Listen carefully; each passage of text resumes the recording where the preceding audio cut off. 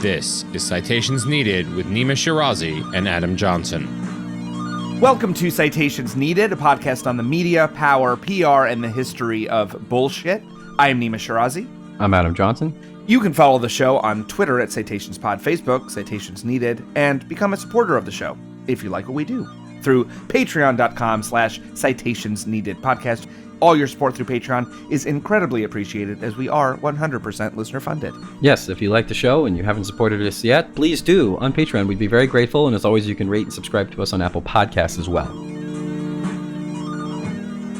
Unions used to make sense, but are obsolete in today's economy. Unions are an outside force or third party in our job. I'm a strong worker. Unionization will harm me personally and only help the weak and lazy workers.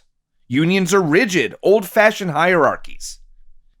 We've all no doubt heard these and similar talking points at some point, if not often, from news shows, opinion pieces, TV dramas, members of our own families, our coworkers, and probably most of all, our bosses. What's remarkable is how little these general talking points have changed throughout the decades. Some version of these pat anti-union lines have been around since the beginning of unions. It's generally unseemly to appear anti-worker or not of the working class. So opposition to the one thing that historically empowers the working class, unions, is seen as crass and politically incorrect. So in its place has emerged a popular set of go-to sophistic arguments that allow one to appear pro-working class without the messiness and ideological heavy lifting of actually supporting labor organizing and unionization. These Mick arguments that, after decades of anti-union messaging, feel right without being right, appeal to ignorance, prejudice, vagueness, and gendered and racialized perceptions of what labor is and what labor deserves, the protection and stability offered by collective bargaining. In today's episode, we'll detail 8 of the most popular anti-union talking points, their origins, who they serve, their purpose and power, and most important of all, how to combat these. Later on the show, we'll be joined by Daisy Pitkin, a community and union organizer who has supported labor movements for over 20 years. She is the author of the book On the Line, a story of class, solidarity, and two women's epic fight to build a union, which was published by Algonquin Books in 2022. Like, the reason that companies third-party unions is because instead of talking about them then as a mechanism for collective empowerment at work or a mechanism to build democracy in U.S. workplaces, they start to think of them as service providers. And then there's a question of whether or not the union has correctly provided the services that workers may think they should. So in May of 2022, we did an episode where we discussed some of the anti-union talking points we'll be discussing today. It got really good feedback, but we felt like because it was a news brief, it wasn't quite as expansive as we wanted it to be. And what we really wanted to do is create a one-stop shop where people who are involved in dealing with these things, organizing, fighting back against opposition to unions, could sort of go to one episode and they'd all kind of be there. So we're really excited to do that. One other qualifier is that, Nima, we talked about this before, we, of course, are not the first people to sort of log and categorize anti-union talking points. Unions obviously have been working on these kind of white papers for years. Before I wrote my piece in the spring of last year, in March of 2021, Katie Way at Vice wrote 5 Common Anti-Union Myths Busted. We'll have that in the show notes. Definitely check that out. That discusses a couple similar ones, but also discusses ones we don't discuss. So definitely go read that one. It's a really good article. And of course, any other such collateral you've seen written, please feel free to share. We'll retweet it, share it out. These are kind of the ones that I know, Nima, we see a lot and we come up a lot as we do produce a lot of, for want of a better term, pro-union propaganda on our show. Is that fair to say? Right. The first talking point that we really want to go over is one we know you've heard a lot, which is that labor stoppages brought on by strikes, which are inevitable for unions because that's what we hear all the time, are going to, what, Adam? Wreck the economy. If workers use their power to stop working, it will wreck our economy. And we can't have that. Yeah, this was a popular scare tactic during the recent rail worker union busting by Congress and the White House, where almost all the coverage we saw, as we discussed in our news brief at the time, was, and this is how most people sort of make labor and labor stoppages and labor actions intelligible. They understand them through these straight news reports that tell you all the scary boogie stuff that's going to happen if there's a strike. And so we had NBC News from November of last year, drinking water to retail, how a strike could upend the economy. How damaging a strike would be is depending on its length, but a strike of even a few days could lead to a cascade of events that would disrupt supply chains for weeks, industry officials warn. CNN, railroad strikes and the economic damage it would cause looms closer. ABC News, looming railroad strike could cripple U.S. economy, transportation. So the moral extortion at work here is basically a way of getting the public on the side of Congress to bust the unions because the stakes are so high. Now, of course, what union reps say to this, because, I mean, in the rare chance that CNN or NPR or ABC News has on a union representative, and again, I stress the rare chance, usually they talk to some, pundit or corporate CEO. What's the first question they ask him, Nima? What do you say to all the people who will be affected by the strike? Right. It's going to shut down our economy. And very rarely do you see them ask the corporate CEOs, why don't you just give them what they want? Right, to avoid the strike. Right. That's the point of the strike. That's the power that's being wielded. Right. And what most people don't understand and what the media never conveys is that, like, when things get to the point where people are doing massive labor shutdowns, it means that the negotiations have completely broken down and that corporate, by and large, is not giving anything or is not giving nearly a sufficient amount. That's not the first move, right? That's not step one. The people who suffer in the event of strikes are workers. They have strike funds, but it's not their pay. It disrupts their lives. It puts their jobs, careers in jeopardy. The corporations have billions of dollars in reserves for the most part, especially these rail companies. So it's like, if it's gotten to that point, it's usually because the corporations are not negotiating in good faith and are not making the appropriate changes. Or in the case of the rail strikes, they know that the White House will come in and do their bidding for them. But this kind of apocalyptic, one-sided, what'll happen to you personally, it really just exists for the purposes of eroding solidarity, right? It's meant to sort of condition the public into sympathizing with the corporate owners, and the moral burden is therefore put on the strikers without any contextualization as to how things could have possibly gotten that desperate in the first place. Because it really has to do with where the story starts. When we start hearing about this as, say, receivers of information from news or from punditry or from our social media feeds, from our families, when do we start hearing about that? And if we're starting to hear about that when it is a strike is looming and the threat of that can, shut down the economy, et cetera, we are starting to hear the story there, not when the story actually started, which is probably months, if not years, if not decades earlier of labor organizing to try and get those companies to treat those workers better or be forced, rather, as is more often the case because they're not necessarily benevolent companies, to accede to the demands of labor power. But it is framed as unionized workers are effectively holding us all hostage. And if we give in, what is next? What is next, Adam? Yeah, it's the labor equivalent of the violence breaks out after police officer shoots unarmed black men, where it's like, well, I'm pretty sure the violence broke out when the police officer shot the unarmed black man, not after that, exactly. Right? It's this idea of first blood. And so the media comes in right when things reach a critical mass. Because again, they never, CNN and MSNBC and all, they never covered the rail negotiations. They never covered rail labor issues at all. They only cover it when they believe it's going to affect corporate interest and the quote unquote economy, which is oftentimes just used as a proxy for corporate interest to shame and morally extort union reps into kind of feeling bad about it. Despite the fact that they literally have no other leverage, right? They have no other leverage. They have no other form of power other than shutting down an industry. And of course, what they also say with the rail lines is that, look, if this is labor that can't strike because railroads are part of essential infrastructure, then it should be nationalized. Yeah, so we wanted to lead off with that one because we hear it so often, and it's always good to have to have a good reply to the wrecking the economy threat. Prior to this becoming a crisis point that was going to quote unquote cripple the economy, unquote, how many times have you covered this? And the answer is 99% of the time going to be 0. Mm-hmm. So exactly. Suddenly you care? Well, guess what? You didn't care before for a reason. Moving on. Our next point that we're sure you've heard a lot is this. Sure, unions used to make sense back in the old days, but are obsolete in today's gig economy. Yeah, this one is very popular. Like you said, we have discussed this one before because it is so ubiquitous and so kind of superficially appealing, right? It kind of sounds true. And oftentimes this will be accompanied by someone saying like, my daddy's daddy, when he worked in the steel mill or the coal mine or the sparks and steam factory back in the black and white days, it made sense then, but something, blah, blah, blah, blah, blah. It doesn't make sense today.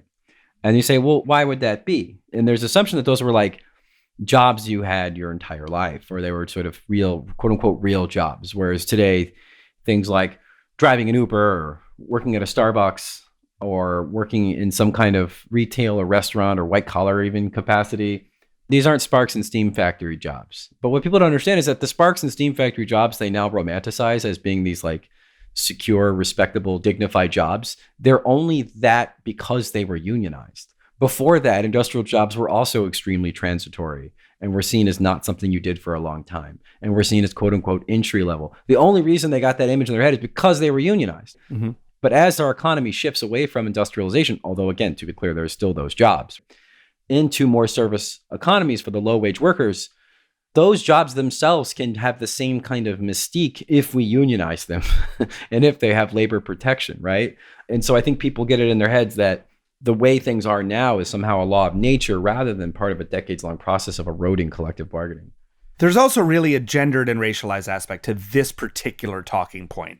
The idea that the old-timey union jobs, the steel mill or the auto plant, which granted, not everyone there was white, but the kind of popular conception of that through our mass media, whether it is TV news or old newsreels or documentaries or Hollywood films, obviously it focuses on the kind of white working class, blue collar character.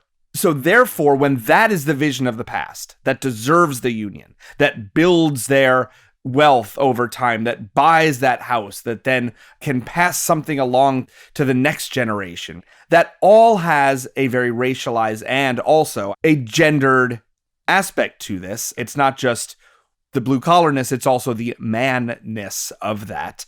And so who really deserves a union now, right? It seems like, well, if it's Amazon warehouse workers or Starbucks baristas, well, you know what they look like in your mind, and they don't look like the folks leaving the factory grounds when the whistle blows with their lunchboxes in hand, And so I think that that's also part of this. It's not just the looking back to the past and now what our kind of more, digitized economy is now.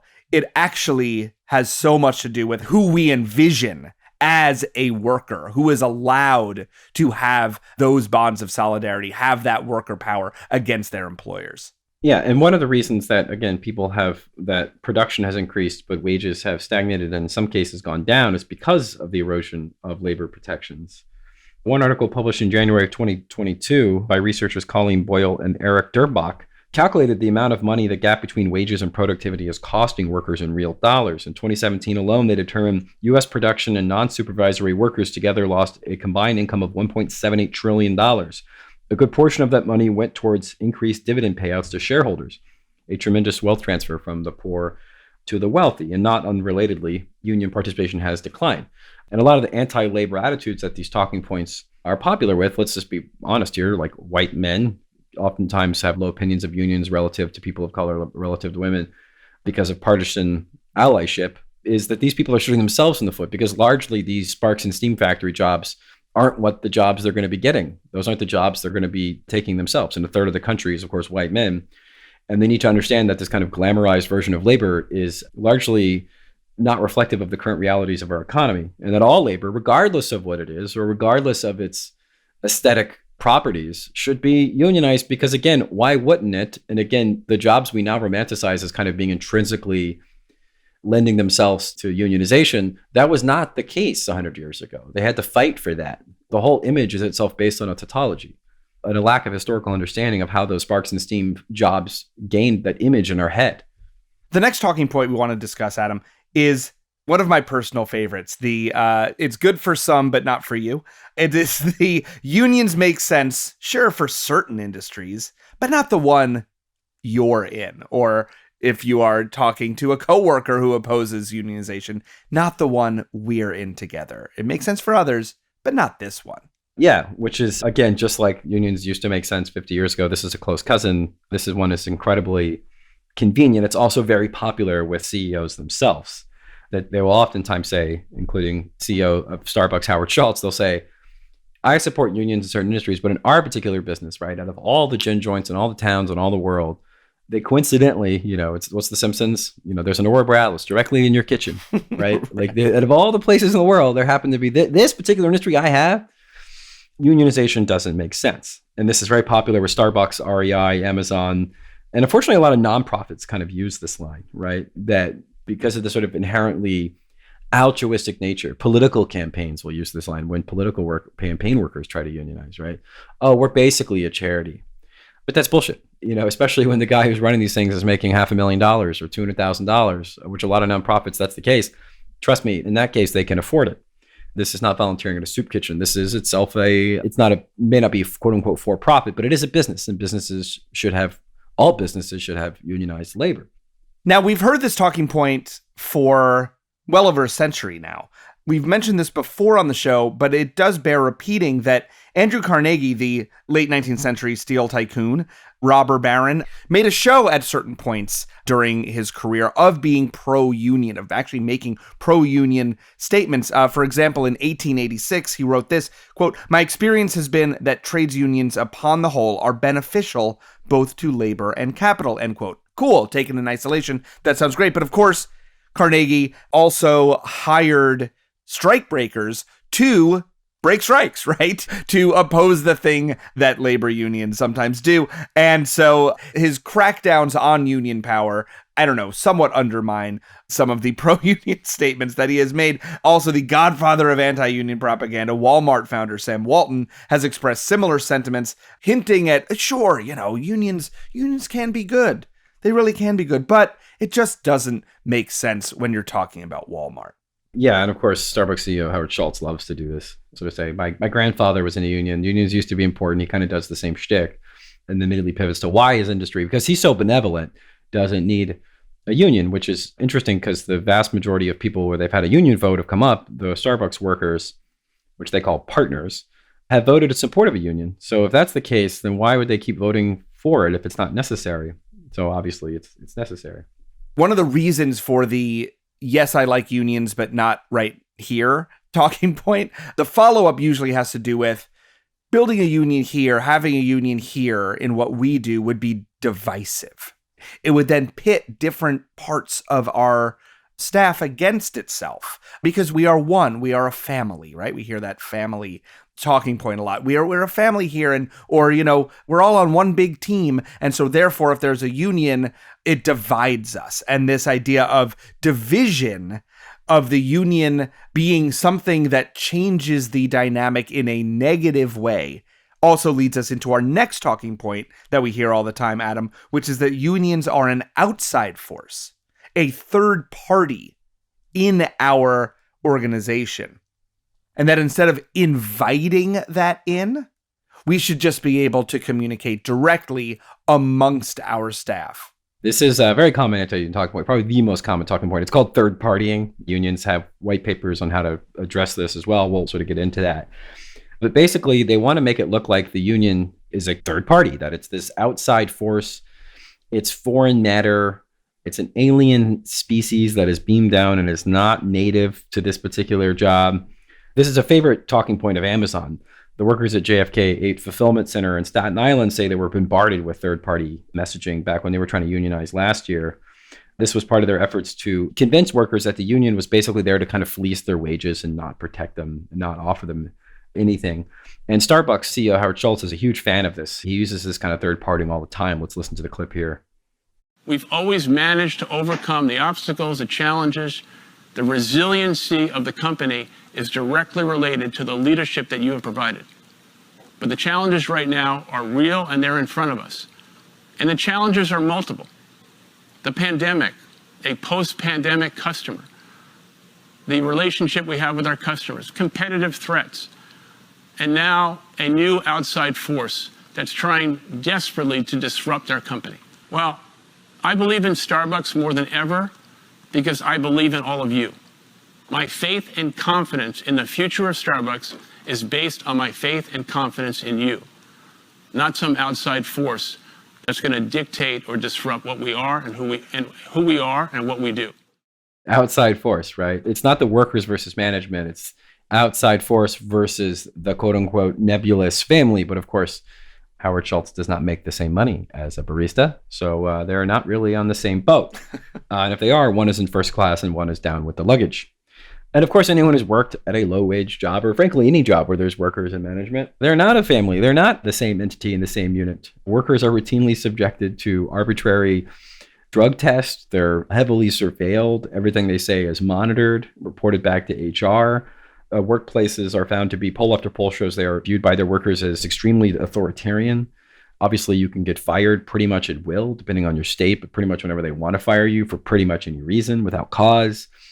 Whereas the worker can't do that. The worker can't fire their CEO. They can't replace their CEO, right? There's no democracy at the workplace. And of course, even workplaces that pride themselves on being more ethical, being a boss by definition means you get to call the shots for the people you supervise. The ramifications of this power imbalance are, of course, very significant. Determines one's ability to pay rent, whether they can feed their kids, their loved ones, pay hospital bills, enjoy any kind of leisure time. So the power that your boss has over you is tremendous, and it's entirely one way. And anyone who knows, if you call yourself a family, as Howard Schultz consistently does, families don't have one-way relationship. Friends don't have completely one-way relationships. And if they do, that's considered very unhealthy. That's considered not good. You know, there's no scenario where, because they constantly talk about a family where one family member can sort of unilaterally make all the decisions in an authoritarian way, as the case with most corporations are. And if that is the case, then Howard Schultz's vision for a family is some kind of hyper-patriarchal Baptist family, right? It's not healthy. So this language is really used to obscure the very obvious centuries-long power imbalance between worker and employer. In her book, Private Government, How Employers Rule Our Lives and Why We Don't Talk About It, the political philosopher Elizabeth Anderson has argued that in light of this power dynamic, American workplaces are best understood as private authoritarian governments, not free arrangements between equal individuals. She's written this, quote, "Under U.S. law, employers are dictators of their workplaces, empowered to exercise sweeping and virtually unaccountable power over their employees, even regarding their off-duty lives," end quote. According to Anderson, the fact that America's default is employment at will, right? The idea that there's broad power to fire someone, to remove someone from your workplace for nearly any reason. This employment at will really plays a key role in upholding this kind of arrangement, this kind of workplace dynamic. She's written this, quote, "Managers in private firms can impose, for almost any reason, sanctions including job loss, demotion, pay cuts, worse hours, worse conditions, and harassment," end quote. And she has summarized the point this way, quote, "Americans think they live in a democracy, but their workplaces are small tyrannies," end quote. Yeah, and this is why they're so hell-bent on making unions look like some outside force, because again, there'll be union representatives who represent existing unions, but that's the only way that they have any power, because there's a formula, there's a playbook, and they're in solidarity with other unions that therefore exercise power. Again, not to say that there aren't criticisms to be made of American unions, which we'll get into with our guest. They're not perfect, but they're certainly better than the alternative, which is living completely under the caprice of your manager and your CEO. And this idea of division, not just within a workplace, within a company, carries over to our next talking point, which is even more targeted levels of dividing and conquering. And it is this talking point. I'm a strong worker, but unionization will then harm me personally and only help out my lazy colleagues. So yeah, this was a popular one, and one that I think I may have bought into, not as the strong worker, but as the lazy worker. Back when I worked in the restaurant industry, I never had any pretense I was a strong worker. But I definitely internalized this idea that like I deserve to make a little money or make less money than so-and-so. But this is a common, again, we have talked about this before, especially in our tipping episode. It's a common way you kind of pit workers against each other, where you say you create these false incentives within a closed system. So for example, in restaurants, you have, let's say, 5 servers working at a night. And instead of pooling tips, which you should always do, don't let anyone ever tell you otherwise, you say you're going to get these 4 tables and so is a weak server is going to get 3 tables. And maybe to some extent that's true. I mean, waiting tables is a skill, and there are people who are better at it than others. But broadly speaking, that exists not because of some reflection of actual skill level. It exists because it's a way of creating incentives for someone to be, they'll call them like a captain. We used to wait tables that have a captain waiter. And what do you get for that? You get more tables based on an artificial closed system. They're not actually paying more money to their pocket. Right. As owners. They're just taking the vegetables on the plate and spreading it around differently. They're dividing the pie based on what consumers tip you as a way of incentivizing, sycophancy, more free labor for the $2.15 an hour off the clock, whatever it is. It's an incentive to kind of pit workers against each other.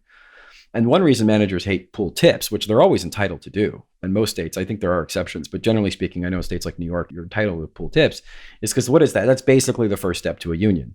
Because you realize that, wait a second, if we bond together as workers, we have more power rather than constantly being these atomized Ayn Randian heroes of our own world. We can work together to raise all boats, right? To sort of raise the workers a lot collectively.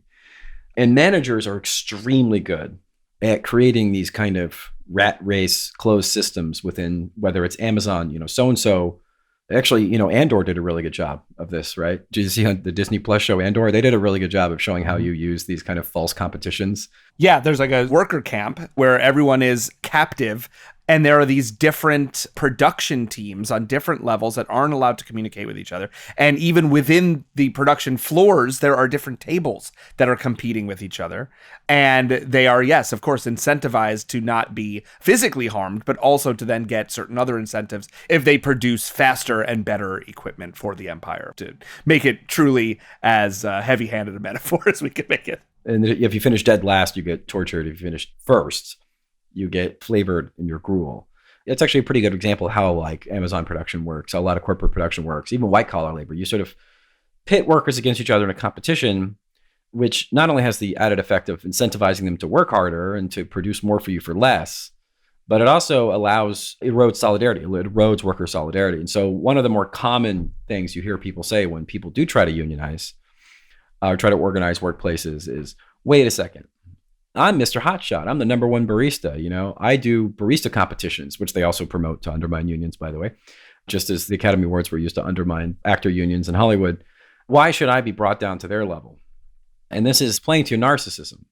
And it's just generally not true. Because again, when it comes to things like security, when it comes to things like predictable income, you have an incentive to pool your resources. Because again, you could be the biggest hotshot in the world, but if you spur a manager's advances or annoy someone or you have a bad week, you're toast. God forbid have a family emergency and need to call out. God forbid family emergency, right? So people think they're hot shit and they don't need unions. Well, again, that's what they want you to think. And that is very rarely actually true.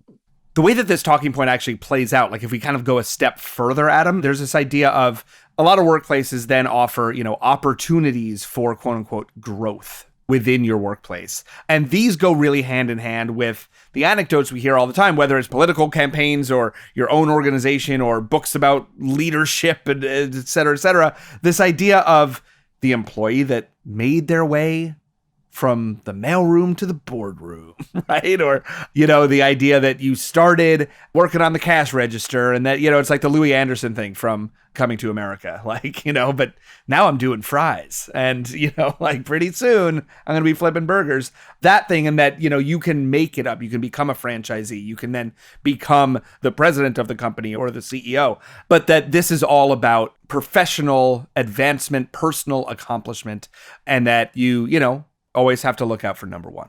Yeah, look, again, there are rare cases where if you're Mr. Johnny Bootstrap and you show up every day with a smile on your face and you play by the rules and you keep your nose clean and you suck up to your boss and you work hard and you stay late, you probably on average will quote unquote get ahead.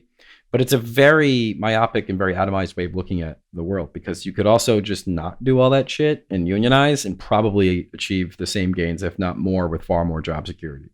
Our next trope is the idea of the big bad union boss, right? Now, this, as we have discussed in certain other contexts, certainly the way that unions and bosses are depicted in Hollywood, the term union boss has been around for well over a century, but not always used pejoratively. Boss is a word that has traditionally meant someone just in a position of power, but not necessarily always used in the union boss derogatory sense. Starting in the 1920s and 30s, the term union boss became more popular as the Italian mafia began infiltrating and taking over unions. After all, the leap from crime boss to then union boss is an easy one, and one seen especially during, say, Prohibition, when a lot of those labor and also crime syndicates were becoming even more tightly infused. So it sort of made sense why you would use the term while organized crime had its grip on unions. But the term kind of stuck around as a right-wing kind of pejorative, as a way of poking unions, even after the mafia had long been weeded out of unions in the 80s and 90s. It remained in Britain, still to this day popular to say union bosses, for somewhat similar reasons. But in the United States, it's become a kind of go-to conservative dig to diminish union leaders, right? People who represent unions. The quintessential anti-labor governor, Scott Walker, is a huge fan. He repeatedly calls union leaders union bosses. Fox News headline, Ron DeSantis blueprint to dominate teachers' union bosses in 2022. MSNBC wrote this in 2015 in reference to Clinton and her relationship with unions. She said, quote, I saw a lot of old friends, Clinton told reporters after meeting with union bosses. CNN headline from last year, quote, this new union boss could start the biggest strike in decades. CNN would also say, upon the confirmation of Boston Mayor Marty Walsh to be labor secretary, saying, quote, elevating the former union boss to oversee the federal department in charge of workplace conditions. The Washington Post from quite a few years ago, quote, meet the union bosses trying to woo TSA agents. It seeps into mainstream media as a lazy label, but it's extremely popular with people like Scott Walker, Ron DeSantis, Greg Abbott. It's a way of annoying union leaders. Union leaders hate the term union boss because, again, you sort of have this image of it's just another guy shaking you down, right? It's another extortion racket. And since their whole narrative is that unions are an extortion racket, that they don't actually help workers, but just take money from their paychecks and I guess, I don't know, buy private G5 jets for the union bosses, I guess is the image they're trying to convey. It makes sense why they would use union boss, but that's a very popular, subtle term that a lot of corporate propaganda uses. A lot of the Target collateral, Amazon uses it. It's a way of diminishing and frankly, third-partying unions for workers. Yeah, because what it does is it really relies on this idea of hypocrisy, right, Adam? So it's like, oh, right, I'm your boss, but now you have another boss. Like your union also has a boss. So you think you're doing solidarity, you think you're doing socialism, but really what you're doing is just replicating the same structure, and therefore you're still a sap, right? Like you're still being taken advantage of by bosses. When you sow nihilism and moral relativism, the status quo wins, right? Because if all the bosses are the same and who cares, then if I'm your actual boss, then I'm happy with that assessment because now nothing's changed and you have no power to counteract my power. The penultimate trope we're going to go over, we've touched on a bit, this idea of the kind of family feel-good language used by a lot of workplaces, but we want to wrap that into a larger trope, this idea of the new agey style values-driven workplace, and how, while, yes, I think values are good to have in workplaces and elsewhere, it is the exploitation of this idea of what values mean, and therefore using values and the fact that an organization can declare its values to then diminish interest in or relevancy of workers building power together. But of course, how does an LLC have values? How does a corporation have values? Union busting CEO of REI, Eric Artz, whose 2019 take-home pay was $3.3 million, he recently evoked values when bashing a unionization effort amongst REI employees. He said on a podcast, in which he somewhat infamously did a land acknowledgement before bashing unions, he said he wished to, quote, put REI values into action and was committed to his, quote, best to lead by putting our values first. Starbucks CEO Howard Schultz can't, of course, go 2 seconds without talking about Starbucks' values. He recently told employees, quote, with significant pressure leading to the fracturing of our partner and consumer experiences, read unionization, I've been transparent about our missteps and the reason for my return, to reimagine Starbucks, built on our core values and guiding principles. But of course, corporate values and $5 will get you a cup of coffee at Starbucks, right? It's entirely worthless as something that the worker can use. Now, historically, unions aren't the only reason that labor conditions can improve, right? Sometimes you have liquid labor markets, attracting the best people or other considerations. What they do is they create a floor, and corporate values are basically marketing fluff. They're not contract obligations. They're not job security. They're not fixed wages. They're under no obligation to maintain any kind of values, which is, of course, how companies like Starbucks, quote unquote, misstep, right? That's the term they love to say, right? But of course, if you have a contract, you can't really misstep because otherwise you're in violation of the contract. And this is a way you kind of protect against that. One really famous example of this kind of bullshit values rhetoric to bust unions, this was written by Hamilton Nolan in these times back in the summer of 2020. A New York City Quaker private school, Brooklyn Friends School, sought to justify why it was refusing to negotiate with the union. And they wrote the following quote: "The head of the school, Chrissy Caceres, had evoked a Trump-era National Labor Relations Board ruling that exempted religious schools from the legal requirements to bargain with unions. And she wrote to parents," this is when she decided to explain to the parents why they were not recognizing the union. She wrote, quote, "We respect that our truths and divergent opinions are all part of one greater spirit that we can only access through direct and open communication of these individual truths. If we are to fully practice our Quaker values of respecting others and celebrating every individual's inner light while compassionately responding to existing needs, we must be legally free to do so."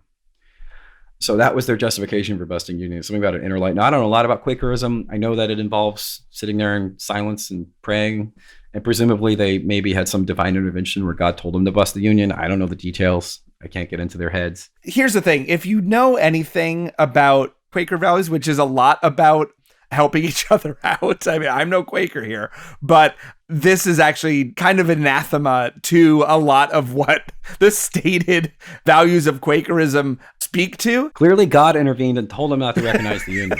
Who's to argue with God? You can't do that. You can't do that. Sit quietly in your meeting house, goddammit, and ensure that you cannot build solidarity and accountability at your workplace. Yeah, and they'll always talk about values in the context of unionization. Like we don't need it because we have these values. And again, it's just even if you're lucky enough to even have it on a web page somewhere, what does that mean? It doesn't mean anything. It's why they do it. They do it to kind of give you some puffery, to make you sort of feel good about what you do all day, and to make you think that their corporation's different. But I'd rather have a contract than values any day of the week. Which leads us to our final trope. Unions are rigid, old-fashioned hierarchies. Our company is free, flexible, and open. So this really dovetails with the idea of having values, but it is much more specific, right? It's the idea of to do our job the way we need to do our job. We can't be beholden to these old-fashioned, old-timey structures of unions because we need to be nimble, right, Adam? The modern workplace is nimble, is fluid, is flexible. We cannot have a union stifle our inevitable progress. Yeah, we left this for last because it's my personal favorite, because I think it is the most like superficially appealing, and you see it all the time if you ever watch anti-union like internal videos. They show employees or those sort of closed sessions where they sit them down and try to convince them that. And this is kind of a throwback to the first one where it's like they made sense back in the day, but now, and they throw out these kind of these like corporate buzzwords about flexibility, creativity, cross training. I love that one, which is basically like doing a job you're not trained for. Or you're not paid to do. And that unions are these old, rigid, hierarchical, Soviet, old, black and white things that kind of keep us back, man. And they're going to undermine your own personal ambition and growth and expression, right? One classic video from a now infamous Target anti-union video that was filmed in 2003. It went viral in 2014, but it really hits all these talking points. And we want to play that because it's cheesy, so it's funny, but also it really does go into what we're talking about here. If the unions did try to organize Target team members, they could also try and bring along their way of doing business, an old-fashioned, rigid structure. Old-fashioned is right. Being able to change quickly and adapt to new opportunities, being flexible. That's the key to running a successful business in today's market, and we've got the flexibility now. Right you are. No one knows exactly what could happen, but there are lots of examples of how rigid grocery store union contracts could hurt our store's ability to serve guests and actually hurt our team members in the process. Here's what we mean. Let's say you're working in stationery, but you're walking through domestics on your way to check on something. A guest stops you and asks for help. What would you do? Without even thinking about it, you'd stop and give them any assistance they required. But what if union work rules say you can't work outside of your department? What do you tell the guest? Sorry, I can't help you? That makes you look bad, but more importantly, it means our guest doesn't get immediate attention, and they might not come back. So everyone gets hurt, everyone except the union. Right now, team members can get more hours based on their ability to cover more than one area. You have the option of being cross-trained and becoming a more valuable member of your team. That's right. But with a rigid union contract, that may no longer be an option. Also, under the old-fashioned union rules that really haven't changed in decades, seniority rules. Rather than treating people as individuals, everything depends on when you were hired. Yeah, rigid, old-fashioned, flexible. It's all in there. They repeat the words rigid and the term old-fashioned 3 times each in just over a minute and a half, Adam, to really, really make sure that that point is hammered home. Yeah, and it's true. Unions do introduce a lot of rules and structure because that's how you protect the worker from being abused. But the idea that unions are rigid and old-fashioned is really hilarious when you consider that employers do nothing but introduce regulations, rules, drug test, overburden, surveil their workers, right? There's nothing more rigid than your employer. I don't know if anyone's ever had the misfortune of working at Target. I have not. I have worked at a grocery store, so I assume it's somewhat similar, but they're extremely rigid, old-fashioned, hierarchical places. So I'm not really sure if they think it's some kind of Silicon Valley startup you're working at, or there's like, maybe there's a beanbag chair in the break room, but like they're already incredibly rigid workplaces, right? And they use these kind of corporate PR speak to exploit workers. Like words like flexibility, professional development, cross-training, opportunity to grow professionally. Almost always these terms are used to describe what is doing work outside of what you were hired to do, outside the scope of what you're hired to do. And you see this a lot in Joliet, Illinois, just down the road here from Chicago, at these large Amazon plants. It's basically a city with nothing but warehouses. They're constantly throwing people, if you read any of the OSHA complaints, they're constantly throwing workers from one thing they're trained on, like one machine to another machine because someone didn't show up or they're trying to cut cost. And then they'll say, oh, this is cross-training, or this is just helping out, this is being flexible. And then if you actually look at the data of injuries, they're way more likely to get injured because they're not trained on this stuff. So the extent to which there's rigidity and structure and rules, it's to protect workers from exploitation, because having clearly defined rules, clearly defined places you work, departments you work in, hours you work, under what conditions you work, how many people work with you, which is obviously a real big problem for nurses, which we haven't talked about, right? You're putting nurses where there should be 8 or 9 nurses, you're putting 3 or 4 to try to stretch out, your labor costs. And then they have the emotional burden of watching patients suffer for it. That these hierarchical, rigid, structured rules exist so some scumbag bean counter doesn't try to exploit labor and lead to worker harm, or in some cases, patient or consumer harm. So one study released in April of 2022 found that between June 8th of 2020 and March 21st of 2021, nursing homes where workers were unionized had a nearly 11% lower death rate among its residents than their non-union counterparts. Not only were unionized nursing homes safer for their residents, they were also safer for their workers. COVID infection rates were lower in unionized nursing homes than in their non-union counterparts as well. Unions also make schools safer. A 2021 study found that, quote, the average teacher union was associated with a 33% relative increase in the probability of school districts adopting a mask mandate, according to researchers who found that, quote, that was true even when controlling for local coronavirus case rates, support for Trump, and other factors mentioned in the study. And so unions make schools safer, they make nurses, they make hospitals safer, because these rigid, old-fashioned structures have a logic to them. And that logic is, asshole bosses are going to try to cut corners wherever they can.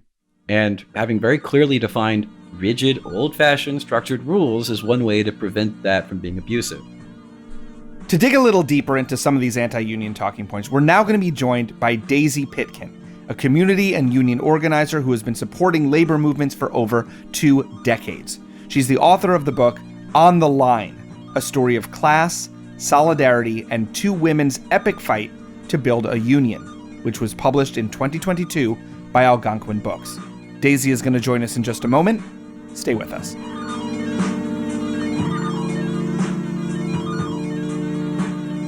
We are joined now by Daisy Pitkin. Daisy, thank you so much for joining us today on Citations Needed. It's great to be here. Thanks for having me on. So I want to start off with a little bit of your own personal, anecdotes, because we're a media podcast and we've spent the top half of the show discussing anti-union narratives popular with media and CEOs alike, some of which make their way trickle down to workers, some of which don't, some of which are for kind of public consumption. But I want to kind of begin by asking you what, in your personal organizing experience, what the number one objection to unionization you see from workers in your years of labor organizing, what the most popular kind of first objection to unionization is, I guess the most popular trope, if you will. Obviously, this probably changes based on industry, demographics, etc. I have to say that I think the biggest nut to crack when you're helping workers build a union is it doesn't tend to be an ideological one. Most workers, when you knock on their door or have a conversation with them, and by most, I really mean the vast majority, want to have a union at work.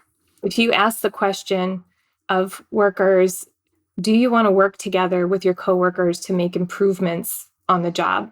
The answer is just yes. I mean, almost unanimously. So workers want to form unions in this country. In fact, there have been surveys done over the last couple of years that show that unions are more popular right now than they have been at any point in the last 57 years. 62% of workers say to the question, do you want to have a union at work? Or would you join a union tomorrow if you could? The answer is just yes. So the nut to crack is it doesn't tend to be an ideological one. It's just fear. Workers are afraid. Right. So they say, yes, I want to do that. And the next thing that comes out of their mouths most of the time or some of the time is, but will I lose my job? Will I lose my job? Can I get in trouble? Will my workplace close down? Will I be threatened? Will I be coerced? There's a lot of fear about standing up to your boss to build power with your coworkers at work. So that's the biggest nut to crack. But of course, there are anti-union messages and tropes that companies tend to use. They operate from similar playbooks across all industries. And one of the more popular ones is kind of third-partying the union, that the union is this separate entity and that it will come in and insert itself in between the relationship that workers have with their boss that they should be using to directly solve problems at work rather than going to this separate organization who will advocate for them. And I think the reason that employers or bosses tend to third party the union in that way is because they tend to use the language of family and unity at work. They start to use the language of the union to talk about the company and its culture. And then here's this intruder from the outside who's come in to insert itself. And then when you get into conversation with workers about the union and through that lens, sometimes there are workers who say, oh, I have a relative or I have a brother or I have an uncle who had a bad experience with the union, this separate entity that did or did not provide the kind of services that people sometimes expect a union to provide. Like the reason that companies third-party unions is because instead of talking about them then as a mechanism for collective empowerment at work or a mechanism to build democracy in US workplaces, they start to think of them as service providers. And then there's a question of whether or not the union has correctly provided the services that workers may think they should. So the third partying works sometimes, but the main barrier is not ideological at all. It's just fear. It's also so fascinating, as you were saying, Daisy, that the unions are then, whether they even exist or not at a workplace, they're held to such a higher standard than, say, what a job is supposed to offer, right? It's like, oh, well, if you're going to come in, you're going to do this, you're going to do that. And then there's disappointment if there's opposition that slows things down, that does, right? And so like, it's almost like a no-win that there's this high standard that is held to something that, again, takes time to build, takes time for power to shift, takes time for that solidarity to actually come to fruition, for a union to actually exist and operate in a certain way. I kind of want to take this idea and focus us on your great memoir. Again, it's called On the Line, a story of class solidarity and two women's epic fight to build a union. Of course, for all our listeners who I'm sure most of them already own this book and love it, but if you do not, you should go get it immediately at finer bookstores everywhere. And your memoir, Daisy, recounts your first organizing campaign, an industrial laundry in Phoenix, Arizona. Can we talk about your experience there, why you decided to write about it, and what lessons can be gleaned from that experience? You were absolutely up against a vicious anti-union backlash from your employer. What did you hear during that fight, and what kind of lessons can be taken away from that?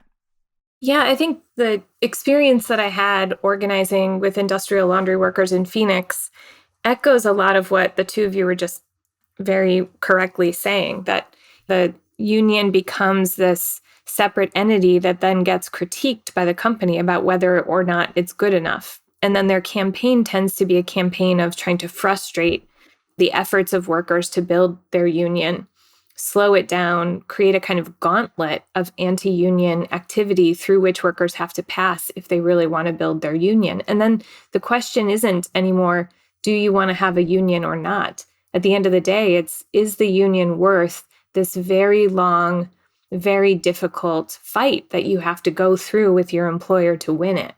And that's pretty much the story of the book that I wrote. My book focuses on one industrial laundry that was then owned by Sodexo, this multinational French multi-service corporation with very deep pockets that chose to play from the standard anti-union handbook to try to squash the union that workers there were building. And it took 5 years to organize that factory because the company took a hard ideological stance against the union. They fired workers, they threatened workers, they held mandatory captive audience meetings, over 200 of them, in small groups where they showed a video that was an anti-union video and spread lots of rumors and, frankly, lies about unions and what they do. So the workers there faced a very difficult uphill battle. And luckily, there were some worker leaders there. And my book really focuses on one of them, this incredible woman named Alma, who is the gutsiest worker leader I have ever met, who just decided, I am not going to give up. And the harder this company fights, the more kind of stick-to-itness she had about wanting to form the union, because she knew that it is the legal right of workers in this country to form unions. And their fight against the union made her want to fight harder. And sometimes that's what it takes. So the book really traces the narrative arc of the fight that these workers had to go through to form their union. It was a really hard effort. And what I think is remarkable about it is that the anti-union campaign that she and her coworkers faced, you're right to say it was vicious. It was. And the workers ended up winning some legal battles that at that time were nearly unheard of.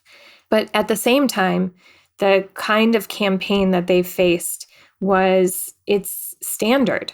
Sodexo played from the same standard anti-union handbook that's been around for decades and decades, and that employers always use. They pretended to be the good boss at first and talk about the company as a family. They pretended to be sad boss, that it was a personal attack and they were so personally hurt that workers would want to form a union instead of just coming to them with their problems. And then when neither of those things worked, they played bad boss, which was to just violate the law, violate workers' rights to try to scare them away from wanting to form a union. So the story traces the years that it took for those workers to finally win.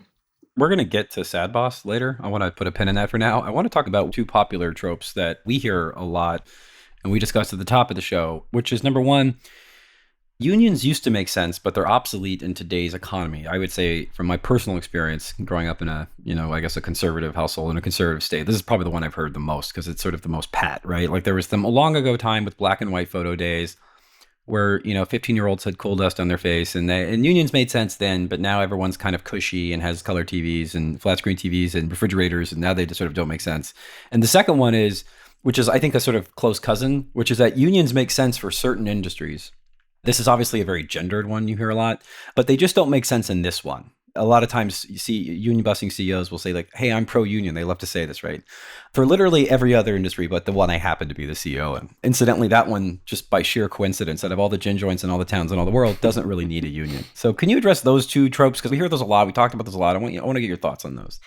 Yeah, I think it, in some ways, is a really smart tack for employers to take that, we live in a world where most manufacturing jobs have left the United States. So, of course, there still is some manufacturing that happens here. Our economy has shifted to healthcare and service. And those tend to be the industries where bosses now say, you don't need a union here. There are workers who are organizing in Amazon and Starbucks and libraries and museums and higher ed institutions all across the country, just to name a few of the industries where people are working.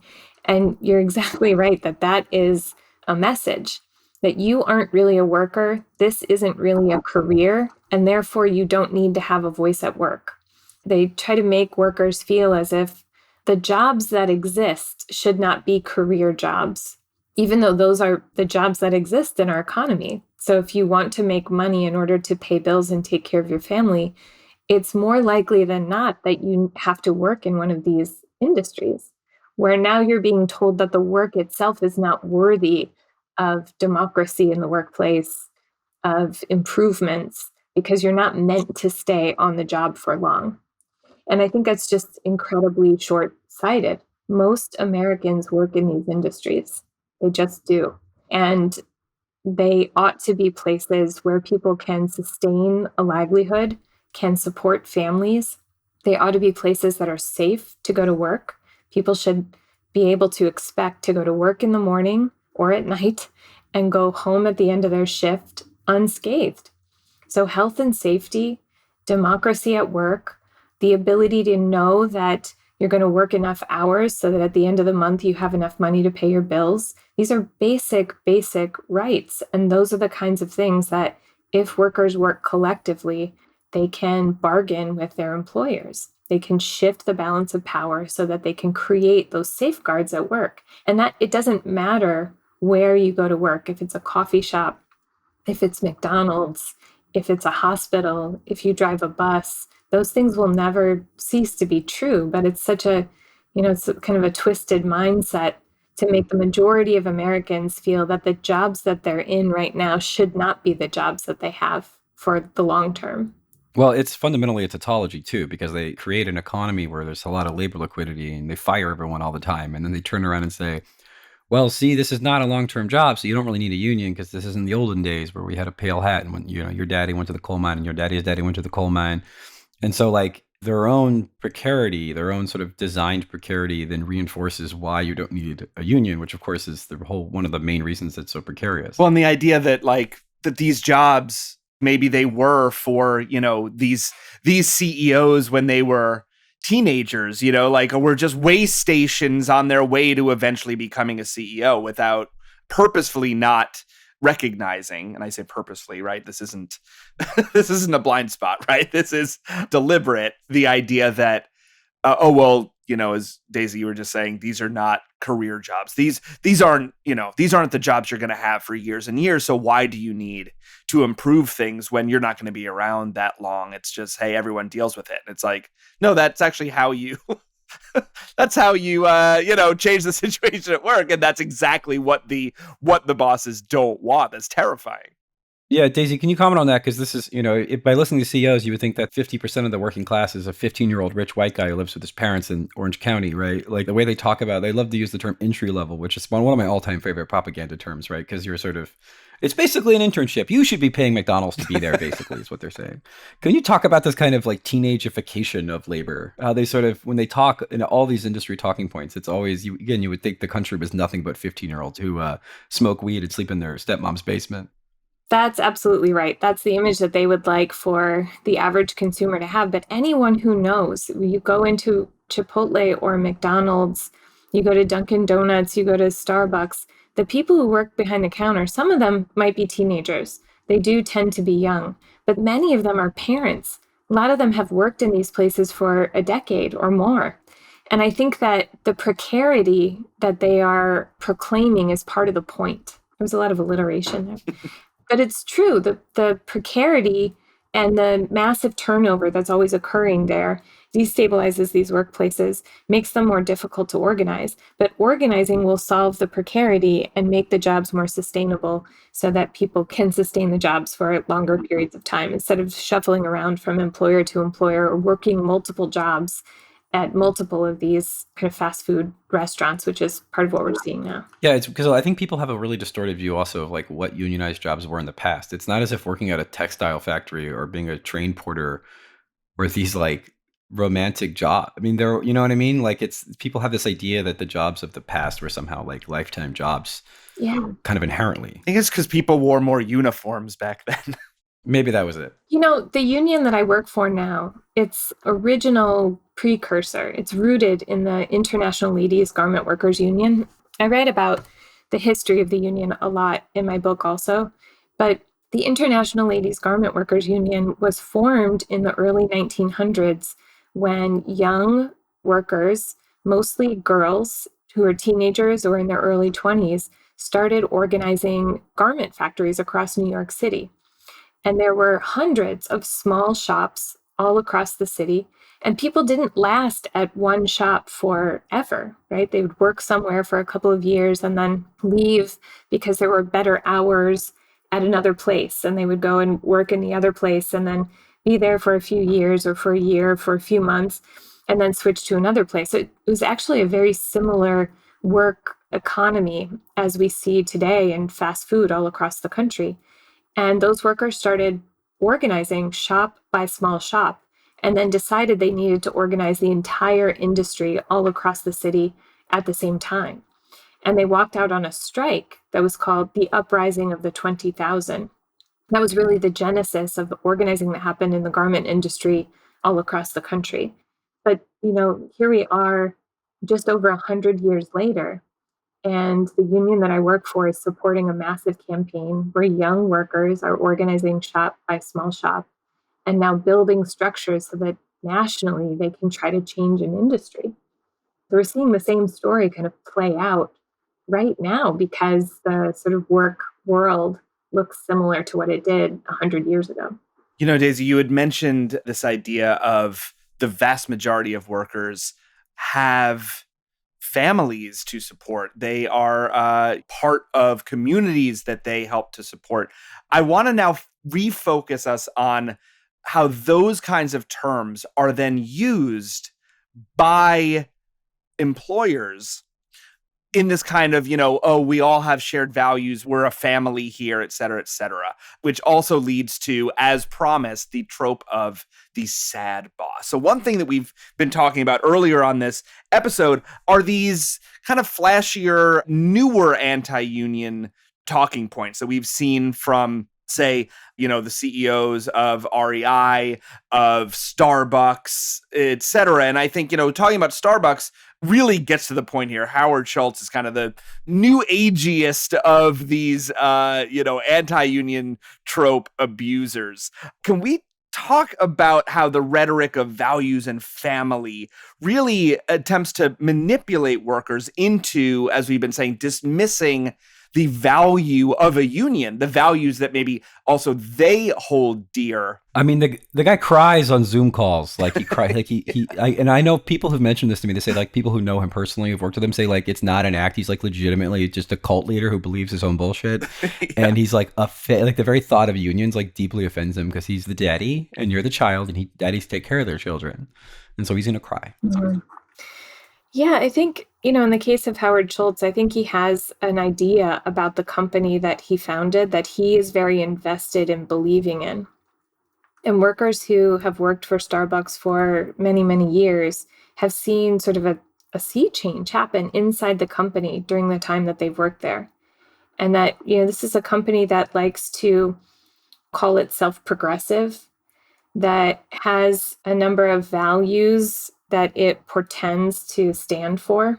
And then when workers start to form a union, they become one of the most prolific labor law violators in US history. So you have to look at that and say, this company, what workers have been saying is that this company really no longer embraces its own values. The company has changed, and we want to form a union because we want to have a seat at the table. And the union busting is sort of proof in the pudding that the company is more Walmart than it is Patagonia at this point. It likes to pretend it's Patagonia, but it's Walmart or Chick-fil-A. I think there's a lot to be said about Starbucks in this context and Howard Schultz in this context. He, at this point, infamously came back to the CEO position, interim CEO of the company, in the midst of the union organizing drive that has now reached over 280 stores in 37 states across the country. Over 7,000 workers have joined the union. He came back sort of at the beginning of this and flew to Buffalo, New York, which is where the organizing drive started, and held a meeting. He was speaking with workers who he calls partners, and echoed this same talking point that you're referencing, this family, the company is a family, and that he is a good guy and a good boss, and that workers should not form a union because it will interfere really with his idea about the company, which no longer is true. I don't know if it was ever true, but it's certainly, workers are saying that there's been a massive change in the company over the years. And he gave this speech that included something saying that he built Starbucks. This is not an exact quote, but that he built Starbucks, that the fabric of the company is akin to Jewish people in concentration camps sharing blankets with each other. That is the value, the, foundational value upon which he had built the company. The manipulation inherent in that just didn't work. It fell flat on workers who work day in and day out in the cafes and see that the company has really geared itself much more toward profit rather than partnership with the people who work there. It's a sign of desperation, right? I think once you're analogizing to the Holocaust, you pretty much see the writing on the wall with respect to the momentum of unionization. You're just throwing shit at the wall, seeing if anything sticks. And of course, if you're sharing the blanket evenly, he's worth, a few $1 billion, then maybe he should spread some of that around. Then he wouldn't have this problem, probably. But I want to sort of pivot a little bit to criticisms of unions. I think one thing your work does is you're not romantic about the problems in unions themselves. And we want to be, I don't want to necessarily have like a Maoist struggle session here, but I do want to talk about the ways in which unions themselves can kind of contribute to this environment with a lot of self-inflicted problems.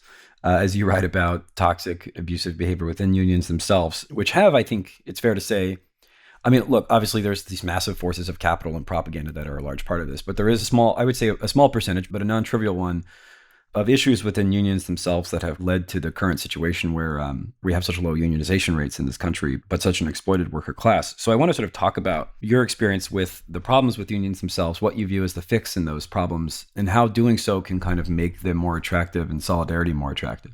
Yeah, in my book, I write pretty frankly about some of the things that happen inside the union that I worked for, because I really believe in unions. I really believe in the labor movement in this country as one of the only ways to continue to foster and feed democracy.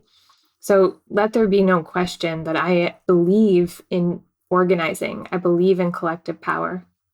But I also don't know how to write about something that you love, that you know is flawed, and write only praise.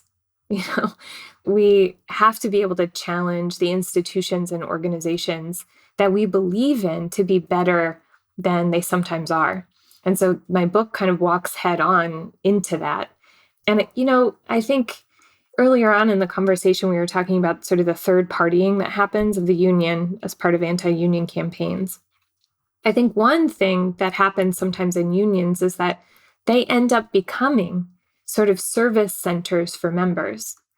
In a good-hearted kind of way, there are people who work for unions all across the country who really want to serve the union's membership.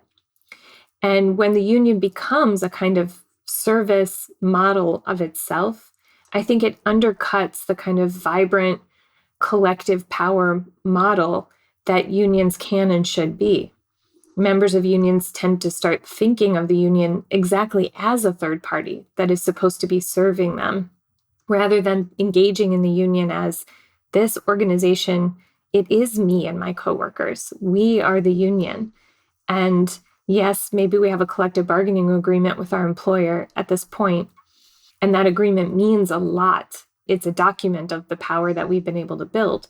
But still, the way to enact that is through collective action all the time, and not through some staff person who works for the union coming in to solve problems for us. The answer continues to be collective action and engagement from membership.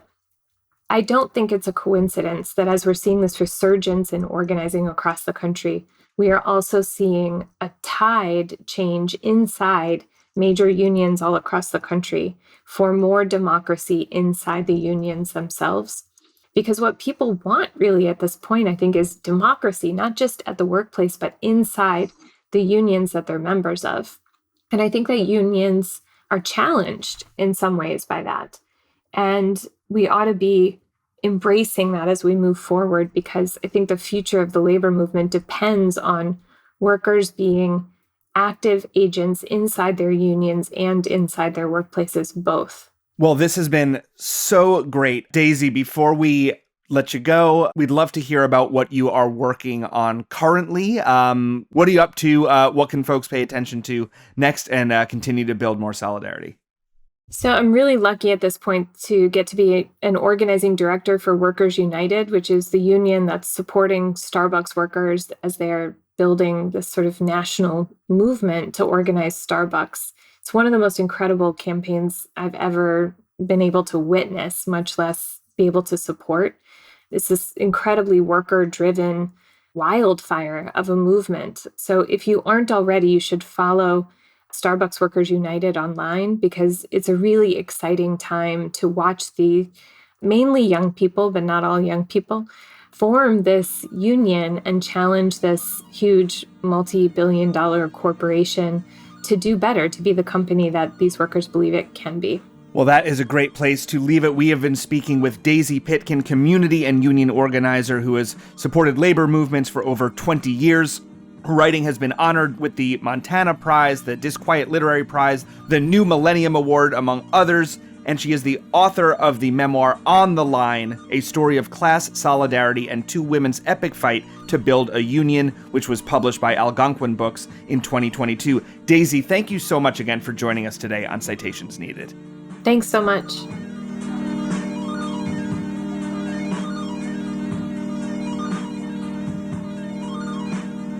Yeah, I think Daisy was great because, and then again, not only has she been in the weeds, is not sentimental about it, right? It's not, because again, I think sometimes when you do work in the anti-union space, you can begin to become naive or overly romantic about the problems with unions, which again are never the problems that the Scott Walkers of the world tell you they are.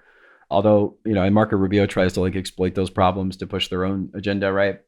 But she's very clear-eyed about it, and clear-eyed about the fact that, this is an uphill battle. The unionization rates in the U.S. are below 12%. I mean, that's not very good.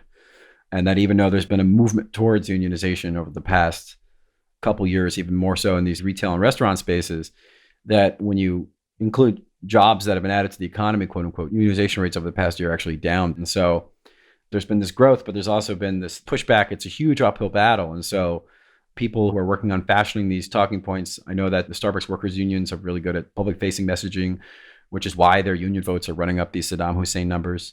That's really how you sort of begin the nitty gritty work. It's going to be a process over several years. It's not going to be an overnight thing.